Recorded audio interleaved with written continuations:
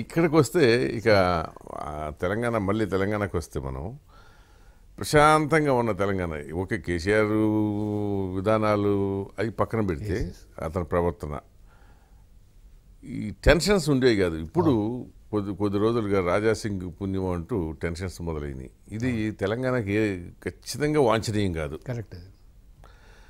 నేను జర్నలిజంలోకి వచ్చిన కొత్తలు అంటే ఎన్టీ రామారావు ఫస్ట్ సీఎం అయిన ఆ వరకు మాత్రమే హైదరాబాద్లో మత కళాల గురించి విన్నాం. ఎగ్జాక్ట్లీ కదా, అంతే అంతే. ఇంకా ఆ తర్వాత ఇంకా అయిపోయింది, అది ఎండ్ అయిపోయింది. చెన్నారెడ్డి ఉన్నప్పుడు ఒకసారి జరిగింది, లేదు ఎన్టీఆర్ వెళ్ళిపోయి చెన్నారెడ్డి వచ్చింది, అంతే. ఇక తర్వాత అసలు మనం ఆల్మోస్ట్ ఇప్పుడు జనరేషన్ 30 years ఏజ్ ఉన్నవాడికి కూడా మతకాలం గురించి తెలియదు. 40 years 30 years కాదు, అప్పుడు 10 years ఉన్నవాడికి ఇప్పుడు 40 yearsకి వస్తాడు, వాళ్ళకి తెలియదు. కానీ ఇవాళ మళ్ళీ హైదరాబాద్ పాత బస్తీలో ఉద్రిక్తత, పోలీసుల మోహరింపు, వర్చువల్గా అది కర్ఫ్యూ లాంటి వాతావరణం. అది మీరు చెప్పినట్టుగా ఇవాళ మోదీ గారు కానీ బీజేపీ కానీ ఎక్కడ కూడా చూడండి, ఈవెన్ ఇంక్లూడింగ్ బీజేపీ రూల్ స్టేట్స్లో కమ్యూనల్ రైట్స్ అనేది లేదు. ఏదైనా అడపాదడప ఎక్కడైనా సంఘటనలు జరగవచ్చు, కానీ మీరు చెప్పినటువంటి 80s ఉన్నటువంటి వాతావరణం దేశంలో ఎక్కడా లేకుండా చేయగలిగినామంటే నిజంగా అది మీరు చూస్తూ ఉన్నారు.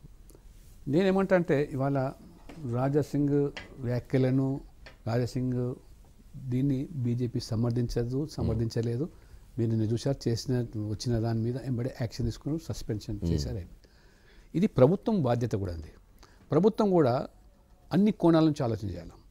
ఇప్పుడు అతను ఒకరు మునావర్ అనే వ్యక్తి, అతను మొత్తం దేశమంతా కూడా అందరినీ నిషేధిస్తే, అతను హిందువులకు వ్యతిరేకంగా హిందూ దేవులను కించపరిచాడు, అవమానపరిచాడు, అతన్ని అనుమతి ఇవ్వద్దంటే ప్రభుత్వం పని కట్టుకొని అనుమతి ఇవ్వడం, అది కూడా తప్పిదం. దానివల్ల ఇవాళ నేను రాజాసింగ్ చేసిన వ్యాఖ్యలు కూడా న్యాచురల్గా అది తప్పు అంత సుమోటగా ఎంబడే సస్పెండ్ చేసింది. కాబట్టి ప్రభుత్వం బాధ్యత తీసుకొని ఏ వర్గాన్ని కూడా వాళ్ళ మనోబోలు దెబ్బతినకుండా చూడాల్సిన బాధ్యత ప్రభుత్వానిది. అటువంటి వాతావరణం ఉన్నప్పుడు పగడ్బందీగా మీరు చర్యలు తీసుకోవాలి. శాంతి భద్రతలు అక్కడ విచక్షణ ఉండకూడదు.